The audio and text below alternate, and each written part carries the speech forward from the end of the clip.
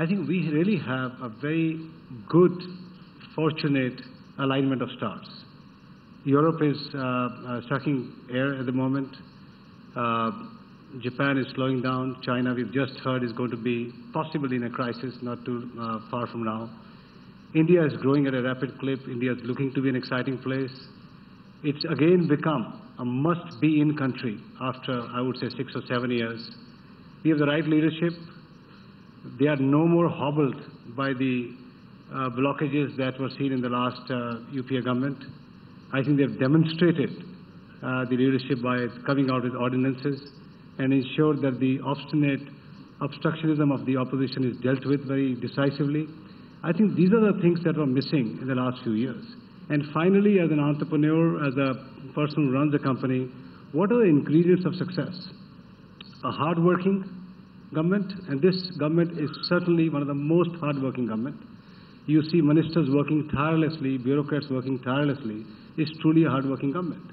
It's a government which is committed for the benefit of nation, not one segment of society, not one set of business players. It really wants to have an even-handed delivery of all policies in a very transparent and a fair manner.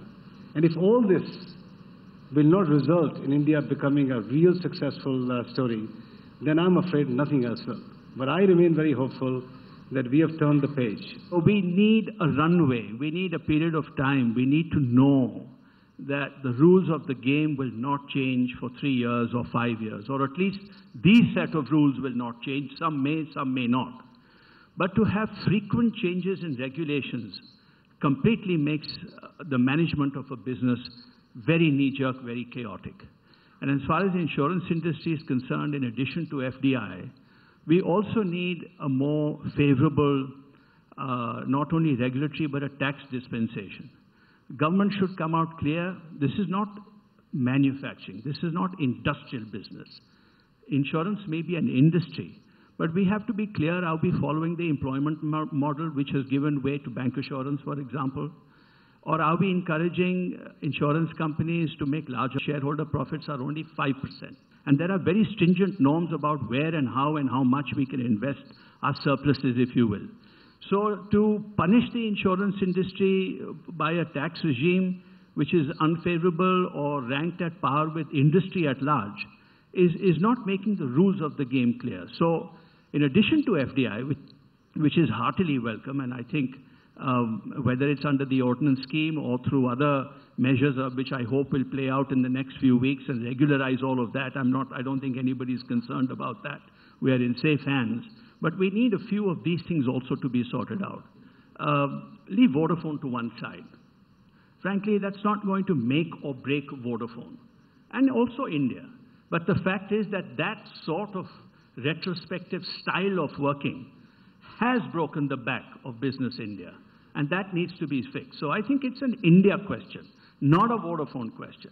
I think you need to really focus on regulatory clarity and regulatory simplification. I know that our sector, the biotech sector, which is a highly and over-regulated sector, has suffered extensively from very complex regulations which need to be simplified. I know that we have had many challenges in terms of dealing with various issues of regulations, multi-ministerial conflicts on regulating our sector and so on and so forth. So I think this is a very exciting time because for the first time I see that there is a can-do energy within the government to fix some of these issues. And at least from the few interactions that I have had, I'm extremely encouraged that there is a will to bring about change. And unless you bring in these radical changes and reforms, I don't think that we are going to be able to achieve the great potential that India Inc. sees that it's possible.